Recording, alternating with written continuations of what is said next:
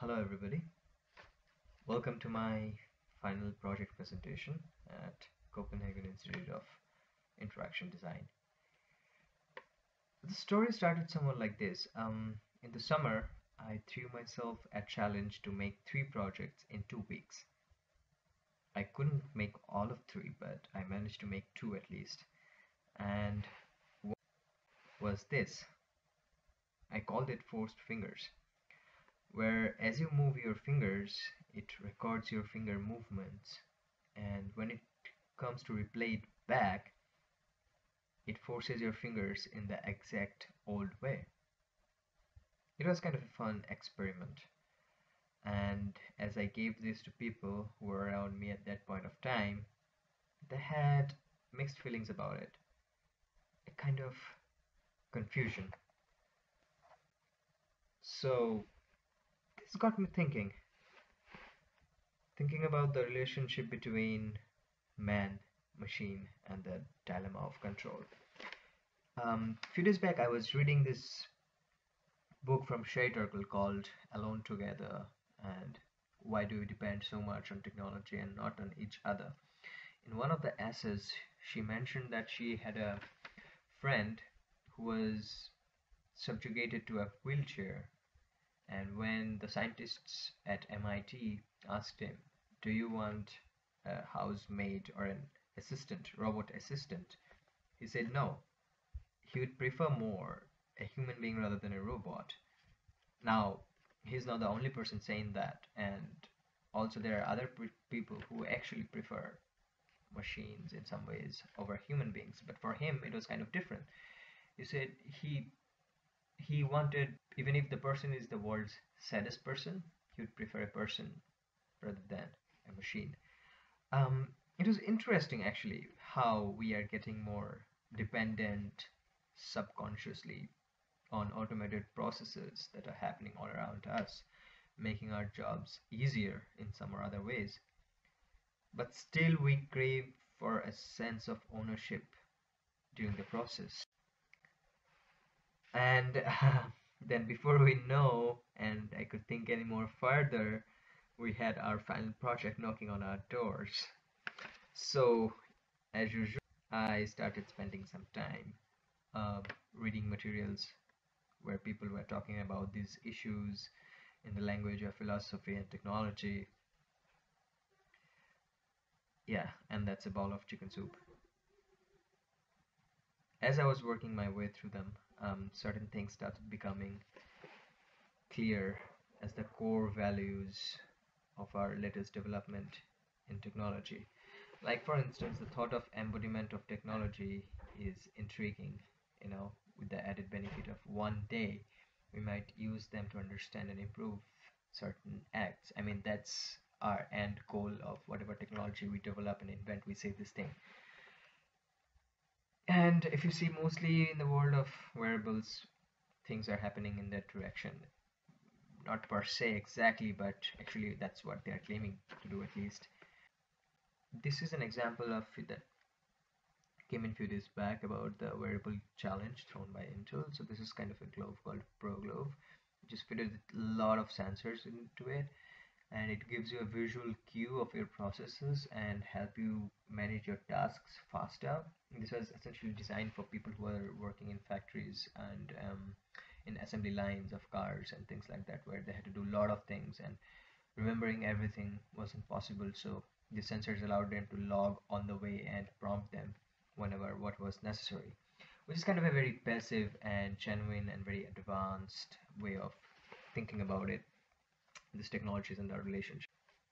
A bit more active in nature, this technology and this project essentially was deployed by Adidas. It was called Project Coast, and it was essentially developed with an aim to empower anyone develop their skills as high as an Olympic athlete.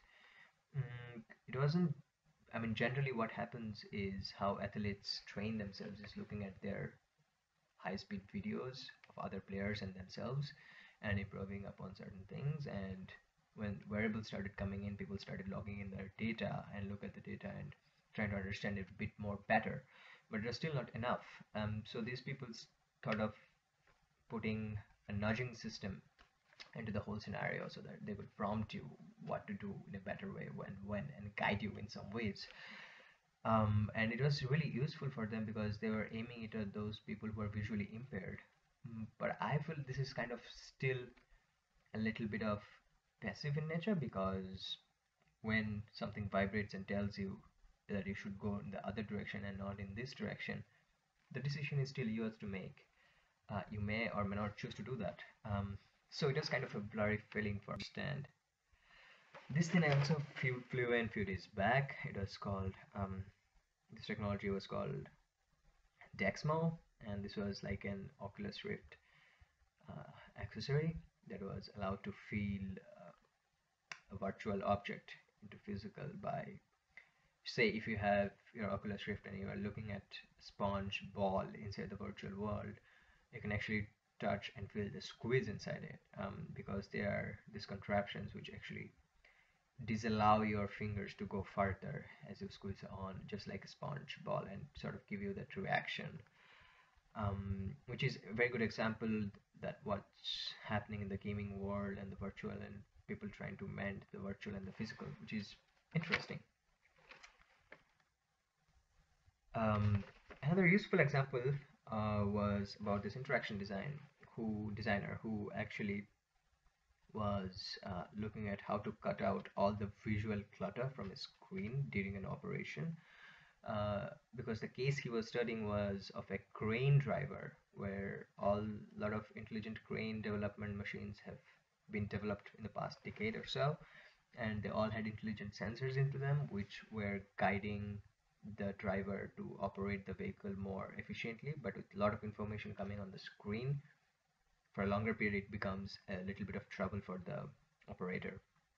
So these people and this designer, he went, did his case study, and came up to a conclusion that what if he could cut off all of this visual clutter by only haptic movements. Say you are cutting a tree, and the further you proceed and progress, the handles become closer and gives you a sensation that the tree is actually cutting in a proper way, so you understand. So everything was like a feedback and looped through the controllers themselves, and there are a lot many controllers. And he said it was really impressive to see how people adapt to these new sensations and experiences, because research is there about vasculomotor skills and how people actually learn pretty fast about this experience, and experiential learning is much more faster. Also, one thing he mentioned was really interesting for me was he said that the amount of force that these controllers were applying for the driver to know what was happening exactly could be overridden in time, which was really a catchphrase for me. Override. When do you override the controls? When do you feel like doing that? I mean, yeah, that's what I wanted, and we'll talk about that later. On the other genre, a lot of people are working in a more extreme way of forced feedback systems, and they're thinking it in a critical way of what happens once you are controlled rather than you controlling yourselves, somebody controlling you, and through these electromuscular stimulations, what happens.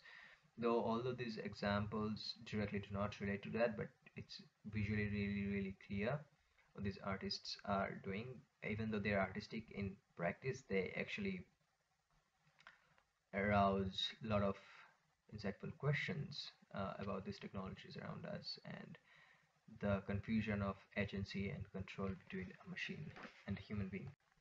Um, if you look back, this thing that I'm talking about right now is not a new thing. It's been going there for a long, long time. If you look at the picture, it's like from the General Electricals from the 60s. It's really interesting, as I've also mentioned before, the confusion when we are so much getting dependent on automated processes which claim to ease out our life. Why do we still need a sense of confirmation? Like when force feedback was first invented, it was made for these pilots who were riding these fighter planes, and initially when the planes were not automated and completely mechanical in some ways, they could actually feel the thrust and the vibration of the wingspans on their steering wheels. But now, when machines were deployed there to do the task, they didn't know and they sort of lacking the feeling of the control. And that's when simulated feeling was developed for them. And that's when actually the force feedback thing was developed. And since then, this has been deployed into many, many things to actually feel the process in some ways. But my question is, why do you need that? If things are going well, let them go well, right? Yeah. So it was time for me to have my final project, and I was thinking of the brief. And initially, I was thinking of making something of using this forced feedback philosophy into a learning context, but soon, I mean, after all of this research, it definitely think that it's needed to first understand this technology, the context of this technology. And since the relationship of ours have changed over a long period with technology, how do we now realize and recognize all of these efforts? So I took up a research project rather than a product-based project. And the aim of my research became to understand the modalities of this ownership and control when specifically a learning system we're talking about in a specific scenario, which is employed with force feedback and automation and a guidance system. So what are the different nuances and modalities that are involved in the process? Could we ever learn better with these forced guidance systems if they ever been employed? What are the perception and the difference perception of people that will arise? These things are critical to understand before we actually take up these technologies and deploy them into products. So I've considered exploring the behaviors and relationships and nuances of people with technology through a physical interface, um, employing a forced feedback system. Here I wanted to experiment on a very specific case and tried to sort of draw general considerations from those, uh, because it's literally impossible to design for every context. And since we're not designing for some context, we're finding those modalities. um, it's a it's a very procedural dilemma to do that in scenarios specific context. So it's always better to have a specific context in hand and then generalize from there on. So why do I see this research going on? um, so I aim that the findings of this research be considered in designing future systems where the abundance of forced feedback into those systems will be more, and especially in learning scenarios where, say, you are learning a new typeface, a typography, or painting, or golf per se. So this research would aim at finding minimum considerations at least beforehand that we have to make um, to design those context with these technologies better, so that they doesn't disrupt our medium relationship and our feeling of ownership. And this is a GIF that I took from the Internet Archive just to show and mention that how much work have been done already in this field regarding forced feedback and these nuances and everything, but they all have a different context and they're pretty outdated in some ways. Lately, not much of work has been come up on this context, and recently, if we see our relationship and our uh, motives and our exposure to technology has drastically changed in some ways. So at this point, it becomes really, really, really important to understand these relationships before we take any step further and develop some other things with a new piece of technology. So,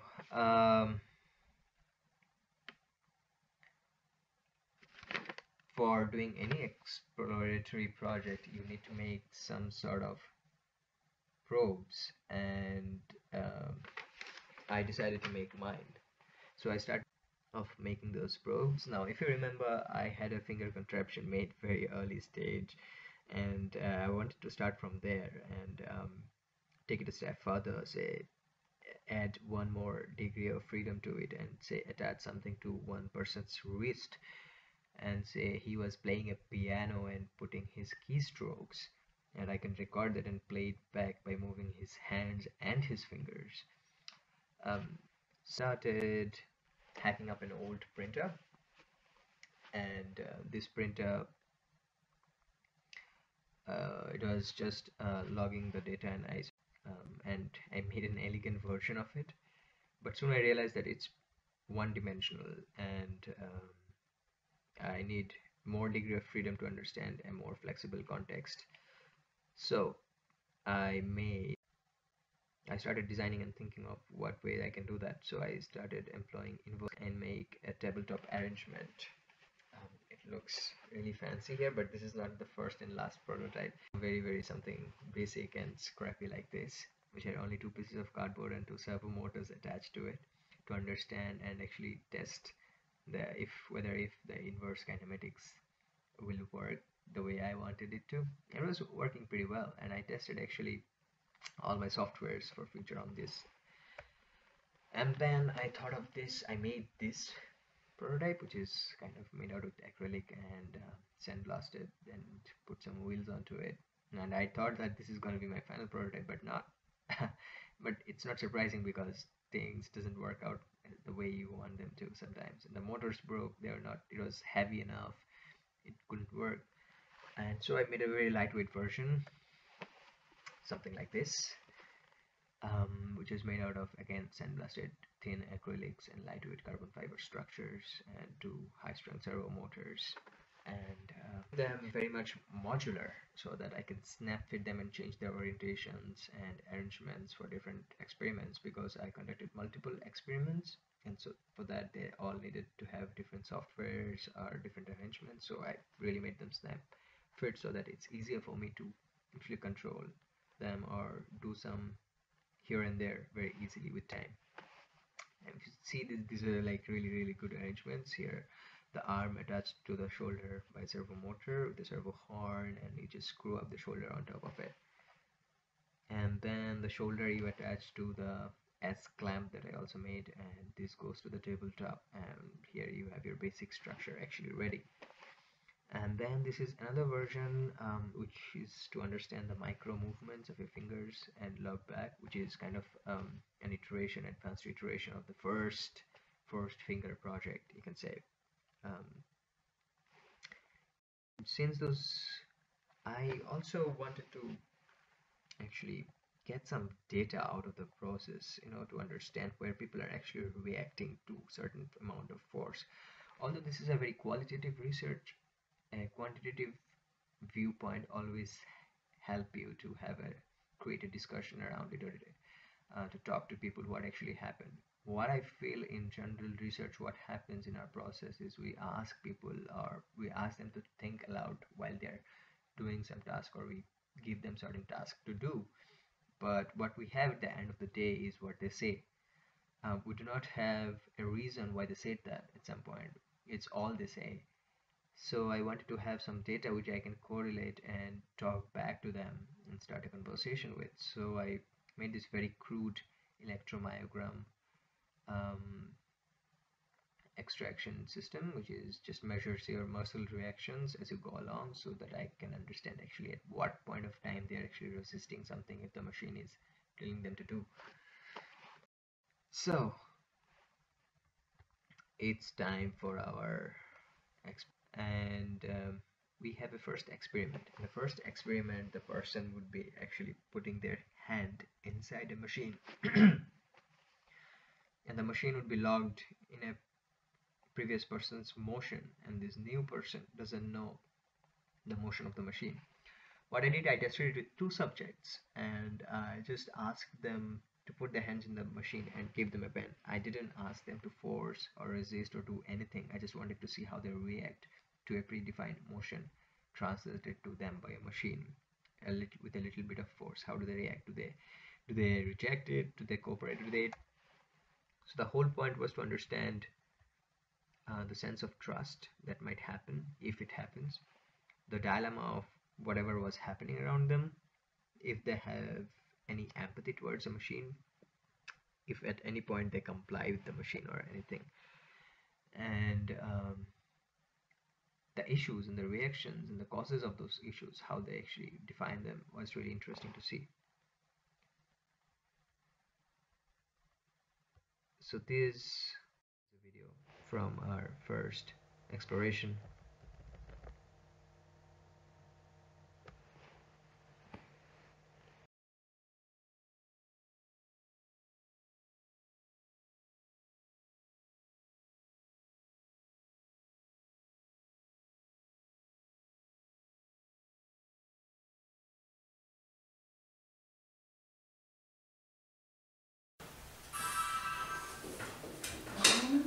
Oh shit.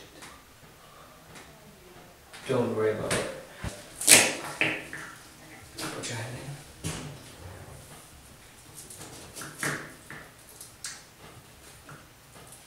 That's it.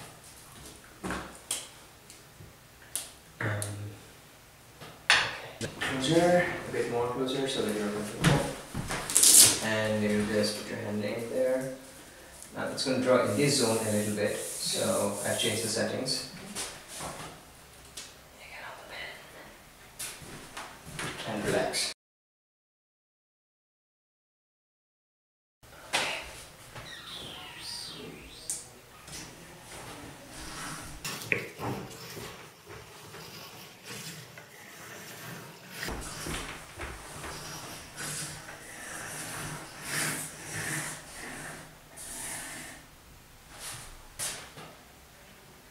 Let's do it.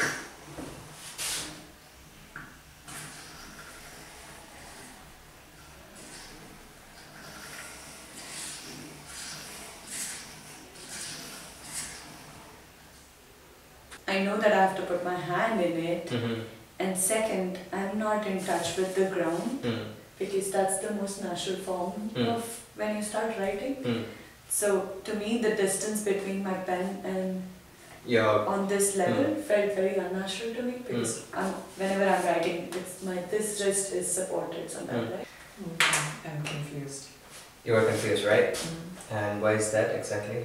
Because I don't know what it's doing. I don't know where it's gonna lead you. Yeah. I felt just like someone else guiding my hand. It was kind of like being in a roller coaster, because you get like, you know, strapped into the roller coaster and then it just takes you somewhere.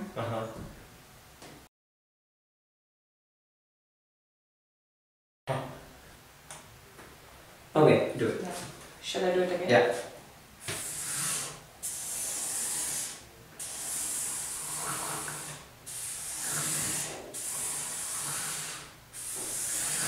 Okay. We are done and let's play. Yeah? And there were times that the machine was doing something, but I had my natural force to oppose it, and I was restricting with that.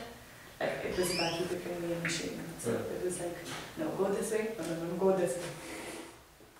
So we had very good edge points over here because you could listen what Arunima and Paula had to say. But when I actually remapped the data, I got a pretty obvious sort of tendency towards their reactions and their behaviors. When in the first phase, where their hands were just tied up to the machine and they had to draw and move their arm in a way, in some ways they don't know, they're not familiar with, their whole tendency and their reactions tends to show us that they're literally turned to be more confused in a way in the process, which kind of makes sense at some point because they also mentioned that there is no value in some guidance-based system which we do not know where it would lead to. So to sort of strengthen this hypothesis, I went up to the next experiment, which in the next phase in that same experiment actually, where I asked them to record that drawing and replay it back. And as you can see, both Paula and Arunima, they started a little bit confused or surprised, but more together in the way by the end they were a little bit relaxed and they're not rejecting or reacting too much or resisting too much, because they knew that the machine was now telling them to do something they already recorded or told the machine to do, which is kind of, this is the normal human psychology that acts up at the end of the day, I feel. And we'll talk about that later in a more elaborate way when we talk about our insights.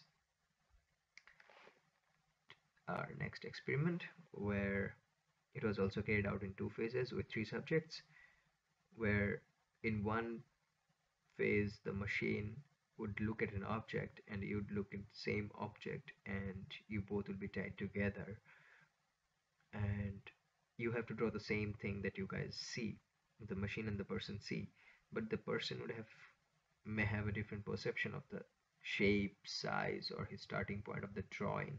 By the way, the shapes are simple shapes like a rectangle or a circle, and the machine would definitely also have a different perception, the shape and size of that object and the starting point from where the machine would start. So I was interested to see how they negotiate in a scenario where you have the same objective but may have different perception, and what is the sense of the performance that happens there. I wanted to see where the people negotiate and comply or improvise in some ways, or appreciate or reject. Do they risk anything? Do they have a dilemma at the end of the day? It was really interesting to see what happens. So here's the experiment of that process. I missed out one point. This is the arrangement. So the first phase was the machine would be seeing the figure, it would make a simplest polygon and it determine its path, send them back to the machine to trace. So there was no learning happening, the machine would just draw the way it wanted to. In the second phase though, which is kind of a catch here, because the machine is now looking at the figure, making a polygon in its memory, determining the path, and then also take into consideration the person's movement. So initially it wouldn't do anything, it would just calculate the best fit path between the human's movement and its own determination, and then send them to machine to trace, which I sort of hypothesized to be a little bit comfortable, and we'll see what turned out to be. For this I made 2 softwares which look something like this. So there's a lot of data flowing in, and you can see they actually traced the square and the circle and made them into a polygon, and there's this inverse kinematic arm that is following that and sending those commands along with the best fit curve to the machine.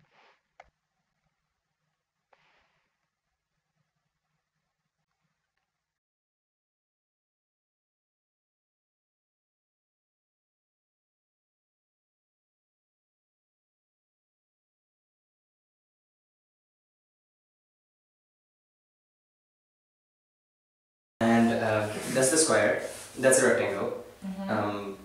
I'm not giving you any shape or size, just rectangle. It's not. So I'm just supposed to force against it. I don't know, just draw a rectangle. Okay. Yeah.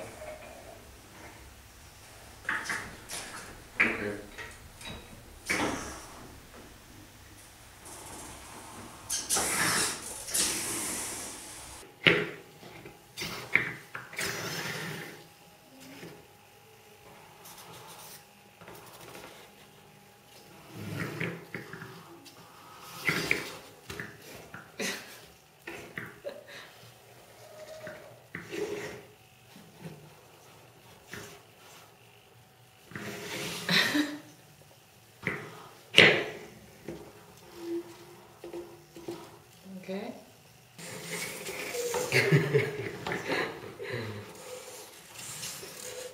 Stop! I want to draw a circle.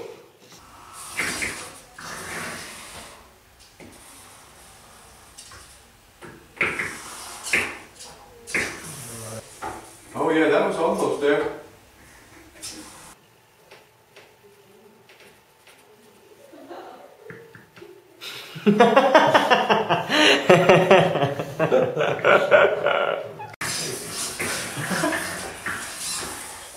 Yes, that is little bit.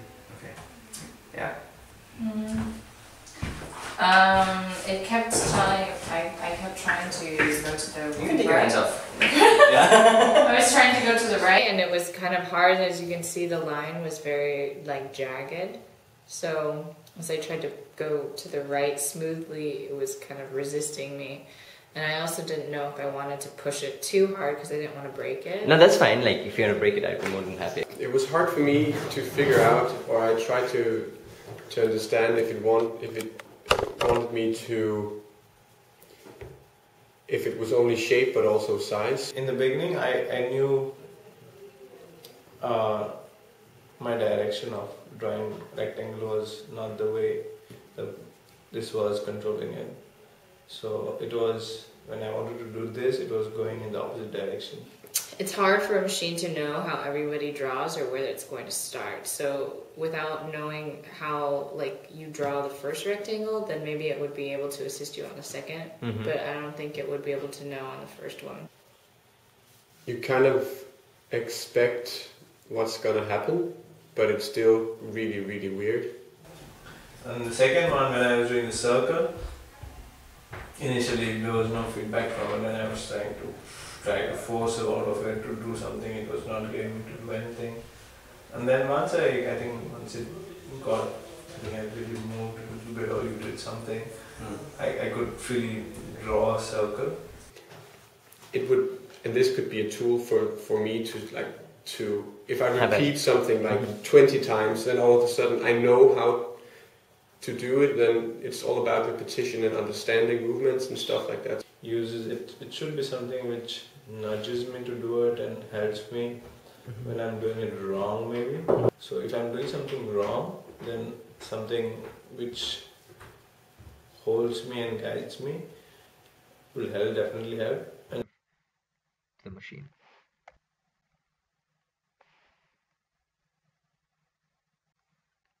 So after this experience video, I guess a lot of things are clear, but I still want to focus on with whatever data we had. So in the first phase, where the machine and the human were both trying to do a rectangle, there was no machine learning happening with the machine. The machine wasn't taking the person's reactions into consideration. And if you see at the data, both Anas and Bethany and Arun were still in the surprised and confused zone.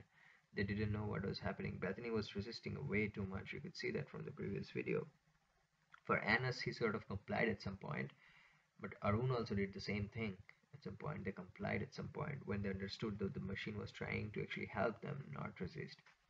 In the second phase, when I applied the machine learning, both Anas and Arun said that the machine wasn't doing anything initially. That's because the machine was learning from them.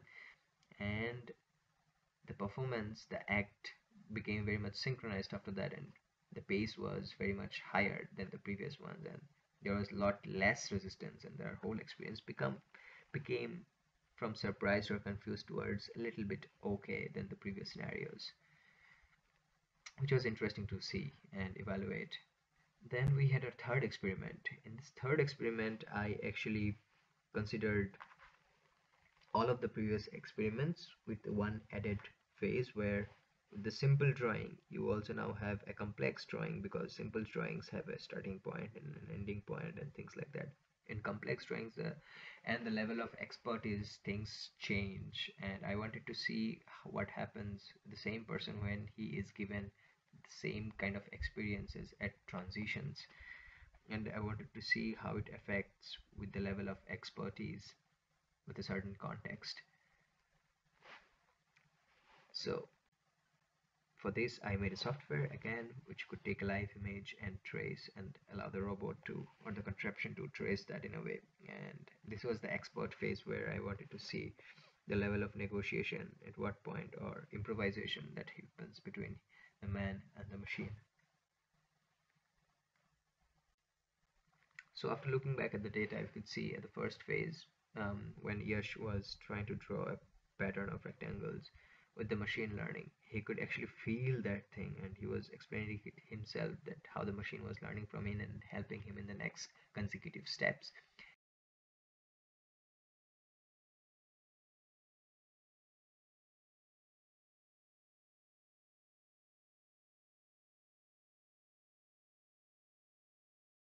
Tell me about. Oh, well, It's fine. Don't worry about it. So tell me about how it felt. Well, what happened was when I was drawing this, Uh-huh. when I started drawing this one, Uh-huh. it started forcing me Uh-huh. to do in the same directions. Uh-huh. But I smartly drew something different.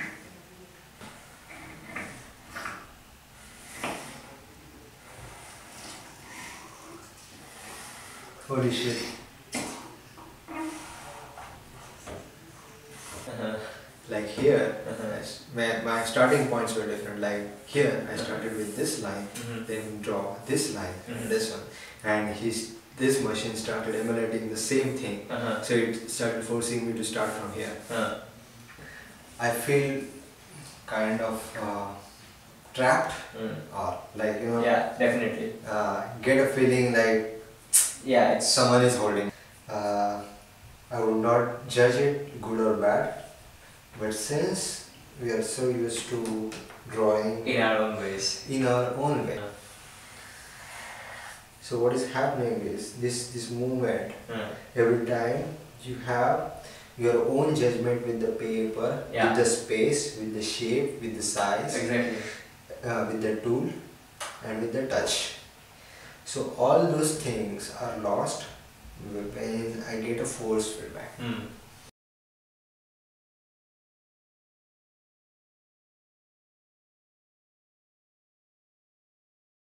Okay, so this was about very defined geometry. We have another thing where it's going to be a bit different because the camera is now going to see me. And I was trying to get that. So here if you see the lines are going crooked here or here. But at the same time I was trying to understand that, and then I was creating the lips in such a way That when it's not forcing, I'll draw something else.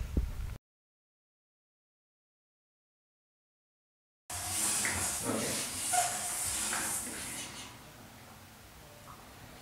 Let's do it one more time.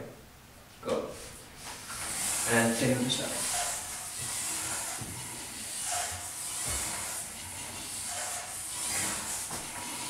Stop. That's it.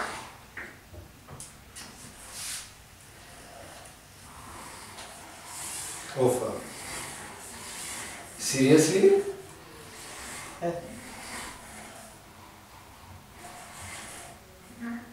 Yeah. Holy shit, man. So This is amazing. In the initial experiment, it was kind of forcing me. So force is like a commanding something. It's taking over you. What is here it's doing is, it's understanding me. It's like, but then when again you it's talk to forcing me, you, right? In the next step it is forcing you. it is forcing me. Hmm. But at least it is understanding me. Well, I got complete freedom here, and then it did something here. And it feels magical. So his behaviors are also a little bit above surprised, you can say, but it was still okay. It was not that confused, although it dropped a little down at some point of time. In the complex drawing scenario, which was done without the machine learning, it was pretty much expected because the machine had a random starting point and a way of drawing it, and humans had a way of drawing it, and they didn't know each other, they didn't know how each of them were working, which is pretty um, known and obvious, and the results were quite obvious because they were all confused. And at some point you might have seen Yash was resisting, and at some point he was improvising by lifting the machine and allowing himself to draw with the cue of the machine, which is really interesting because at some point I was looking back at a paper where some people from Georgia Tech were dealing with the same problem with the forced feedback, to what with the dilemma of the reactions from the machine. So what their problem was that when you give a force to a machine, the machine reacts, and sometimes it gets confused at some point, and it vibrates or do some unwanted things, and then you resist more and it reacts more back, and the thing get worse. For that reason, they removed the force feedback mechanism from the scenario altogether. They put a filter in between with the computer where they would take the resisting signals from the human and would filter them and would guess what the human is trying to do, and then it would translate it to the machine, so that the whole operation becomes a lot more easier. Which is kind of interesting because they are not using the forced feedback at all. Yeah. And in the next phase, when I asked him to draw a pattern and record it and allow the machine to help him draw it, for him it was really magical, and he could see from his expressions in the video what he said. He said it was really good, and he felt it magical. Felt like when it's much more valuable when a machine follows you rather than you following a machine. It's kind of interesting. So some insights gained. The value in guidance-based task. As we said from the first experiment, there is no value when you don't know what you are doing or the machine is telling you to do, and on top of that it's forcing you to do it. So yeah, in a process where the task is known, how much degree of force is implied is really important to know. Acceptance and better synchrony. When both machine and human accept each other, as you saw in the second experiment, the tasks become really proficient and efficient and fast-paced and better, and learning happens at that point of time when they negotiate and the negotiation is positive. Distribution of control, which was the main subject of our research, was still hanging, because Arun mentioned at some point that I don't know if I want that level of force to guide me because I have a own perception of drawing something. And Bethany also said that the machine doesn't know me, I doesn't know the machine, then how could it tell me to draw something? So this distribution of control, when one takes ownership and control over the machine and tells you, and you tell the machine that you do it that way, not the way you are telling me to do it, which is really interesting and for us to look at it. So I thought, I sort of concluded that the distribution shouldn't be as low as a nudge, because then you may or may not do anything, and your chances of not doing it is much more higher than doing it.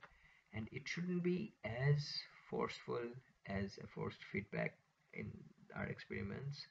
There should be something middle ground, which is something that you can override in time, but something which actually tells you how to do it and actually sort of allows you and takes the first step by forcing you to do it, but you can anytime take control over it. So, and the functionality and design, which Anders was talking about at the end, he was saying that for a specific task, it would be really nice to have something fixed on a table top or something like that. But for another contextual tasks like skiing or things, swimming and things like that, you'd like to have something portable. And Bethany was also telling that something which is much more flexible and just snap fits in with your body and you accept it in a more generalized way is better than having a constrained route, which I agree, because this was just a test probe to see how they actually feel about it. Do they actually accept and understand that constraint that this machine can provide, and gauge and engagement, and the relationship between people and the medium, which I again feel it's a very important thing. When we're doing a task, it's we create a relationship with the medium to complete that task, with certain medium to do that task. Like Yash meant, when we paint or draw something, there's a relationship that is created, the pen, the paper, and the touch, and the way we draw it. When you get a forced feedback, it's somehow lost. So what are the different ways that we can conserve that and not erode it during the whole process of guidance by a machine, which is again a thing to be considered when we are designing some guidance-based learning systems with force. So where do we see all of these things going? Is this remote surgery applications? Definitely yes. Then these automated vehicles are coming, no one can stop them. It is just like flying those fighter planes, and you don't need to drive it, but you still need to feel that you are driving it. And yeah, what sort of force to provide there in that scenario? Like, say you are about to hit some stone on the middle of the road, and the machine knows to turn around it, and you decide to go over it because the stone is not that big, but the machine still sees it as a threat. So you take control over it or not, or you just go by as the machine is telling you. These things are interesting. Playing music, well, that was my first propaganda in some ways.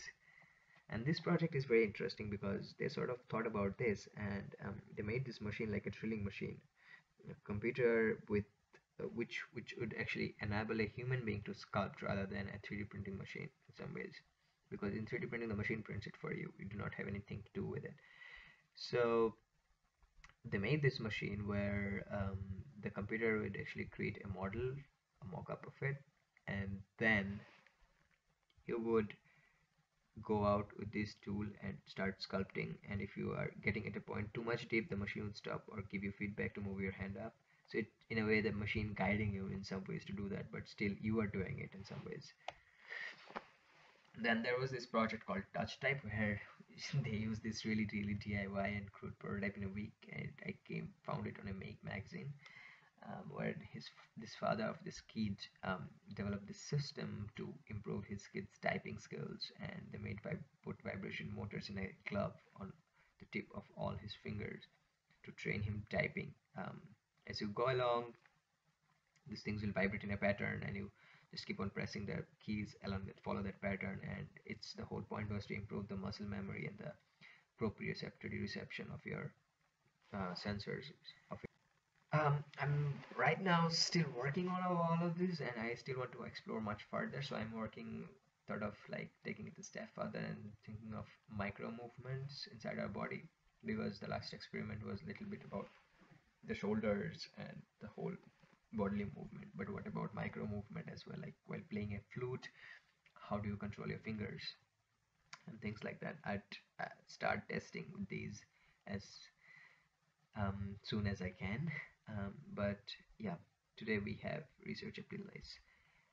What have we learned from all of these things? It's really interesting to see, as I have said before earlier, to have these considerations in our mind while we are designing with all of these softwares and control systems, which can actually guide us or force us in doing certain tasks. I'm really interested in learning systems where new contexts could be found, and these new technologies of forced feedback to be applied, but always how to keep in mind to what degree of those force of magnitude or magnitude to be employed in this system, so that it doesn't disrupt our relationship with the medium, as well as it doesn't become very much uncanny or feeling like a caged thing. Think about a rubber band, think about a rubber band and that your wrist is put into. The rubber band can stretch up, but it is not as much as forceful like someone holding your hand, but it's like a very mild hold, and its stretch upwards can make you feel like, okay, so it's tending you to go upwards, and you go upwards, but you can still override it and go in other directions as well. So it is something more than just a vibration, something like a grasp, still a hold, but it's not as strong as like the thing we just showed in the presentation. So yeah, now that was my presentation, and we had these findings, which is really curious. I'm really looking forward to work on this much further and see how far we can go with this. Thank you. And thank you, David, for all your help. Thank you, CID, for giving me this opportunity, and it was been an amazing journey with all you folks around here. I don't cry, and I won't cry, but this is like a Python script that I wrote. Yeah, thank you.